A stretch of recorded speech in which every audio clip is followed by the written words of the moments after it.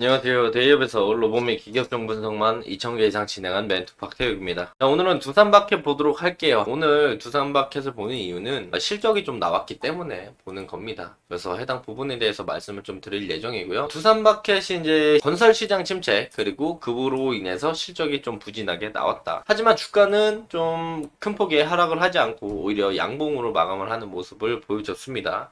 그래서 해당 부분에 대해서 우리가 좀 이야기를 하도록 할 거고요. 그리고 이제 자사주 취득에 대한 공시가 금일 하나 더 나와서 해당 부분에 대해서 말씀드리도록 하겠습니다. 자, 해당 영상 시작하기 전에 앞서서요. 저희 데이업에서는 해당 종목뿐만 아니라 전 종목 모두 꾸준히 추적하고 분석해 드리니까요. 구독과 좋아요 한 번씩만 눌러주시고 영상 시청해 주시면 감사할 것 같습니다. 자, 바로 본론으로 들어가서 볼 건데 우선 실적을 먼저 좀 보도록 하겠습니다. 자, 실적을 먼저 보면은요. 보시면은 이제 매출액 먼저 보겠습니다. 자, 여기 있는 게 매출액이고 요번 실적 그리고 작년 4분기 실적, 작년 1분기, 전년 동기 대비 실적입니다. 2023년 4분기 대비의 증감률이고 작년 1분기 대비의 증감률을 나타내는 수치죠. 그래서 좀 본다라고 한다면 매출액이 작년 4분기보다는 3.4% 늘었지만 작년 동기 대비에는 0.4% 하락한 모습을 보여주고 있고요. 전분기 대비에 이제 영업이익은 27% 올랐지만 작년 동기 대비에는 11.8%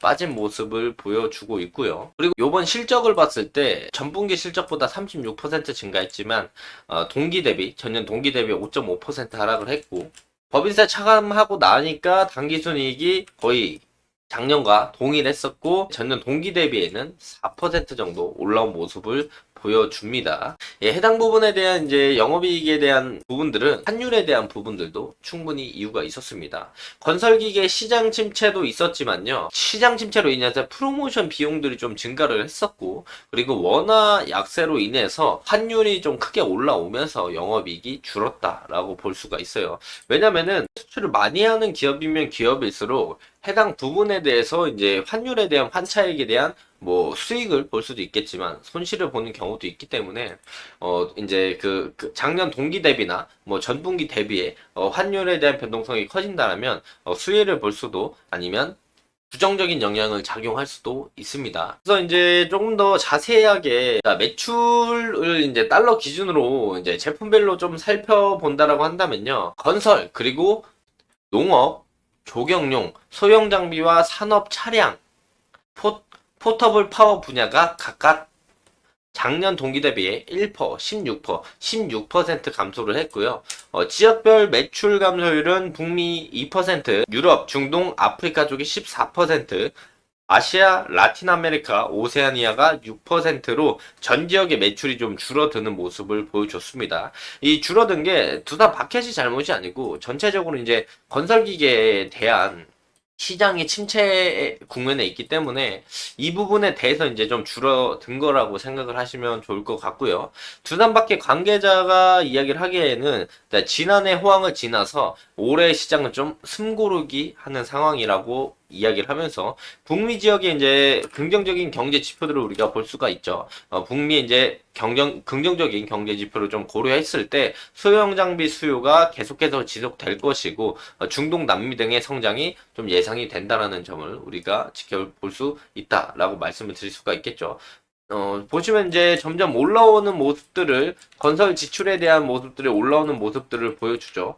이 부분들을 조금 더 상승해주면 긍정적으로 볼 수가 있겠고 또한 PMI 쪽을 봤을 때 PMI가 이제 52로 올라온다라면은 이제 경기가 좀 살아난다라고 우리가 분석을 하고 있기 때문에 PMI 지표가 52 이상으로 좀 올라오면서 다시 한번 상승 추세를 가져간다라면 해당 부분들에 대해서 두산 바켓에 대한 실적적인 부분들이 추가적으로 개선이 되면서 상승세를 다시 한번 이어나가는 모습을 보여주지 않을까라고 말씀을 드릴 수가 있겠습니다. 그래서 실적이 이렇게 매우 긍정적이진 않지만 어느 정도 예상을 했던 부분들이기 때문에 두산 바켓에 대한 주가가 크게 빠지는 모습을 보여주진 않았고요. 그리고 또 하나 더 말씀드릴 건 자기 주식 취득 결정입니다. 이것도 오늘 나왔는데요.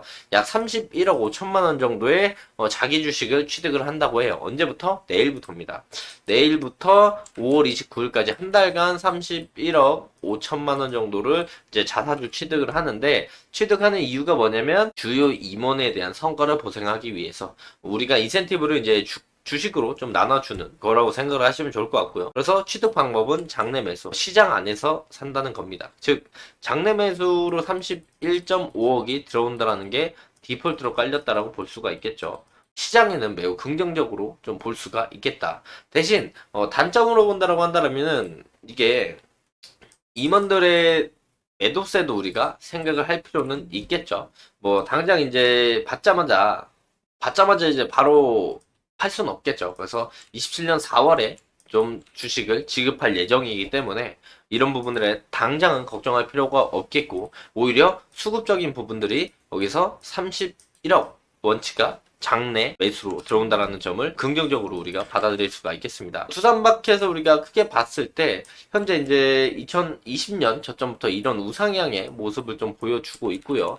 최근의 흐름만 보더라도 저점을 좀 높이면서 이런 우상향의 기조를 보여주고 있기 때문에 우리가 우상향의 저점 부분들에서 좀 두산마켓을 좀 노린다라면 긍정적인 결과치를 얻어갈 수 있지 않을까 말씀을 드릴 수가 있겠고, 여기서 이제 아래 장기평과 구름대 지지 라인들이 이제 있기 때문에 여기서 이제 우리가 해당 레인지를 좀 노려보면은 주가가 다시 올라왔을 때 해당 정고점 부근 아니면은 추세 상단 부근, 지금 당장 올라가지 않겠죠. 이런 식으로 올라간다면 추세 상단 부근이자 매물대 라인들을 우리가 한번 노려볼 수 있겠다. 자, 생각보다 실적이 매우 긍정적으로 나오지 않았지만 그래도 자사주 취득에 대한 이야기가 나오고 주가는 이제 부정적으로 이제 하락하는 모습은 보이지 않아서 그나마 다행이라고 말씀을 드리면서 금일 영상 마무리하도록 하겠습니다. 자, 해당 영상은 제 개인적인 견해가 많이 담겨있기 때문에 투자자분들의 주관적인 생각, 그리고 제가 말씀드린 해당 내용들을 토대로 현명한 선택을 하시면 좋을 것 같습니다. 자, 금일 영상이 조금이나마 도움이 되셨다면요, 구독과 좋아요 한번 눌러주시고 응원의 댓글도 많이 남겨주시면 감사할 것 같습니다. 자, 금일도 영상 끝까지 시청해 주셔서 감사합니다.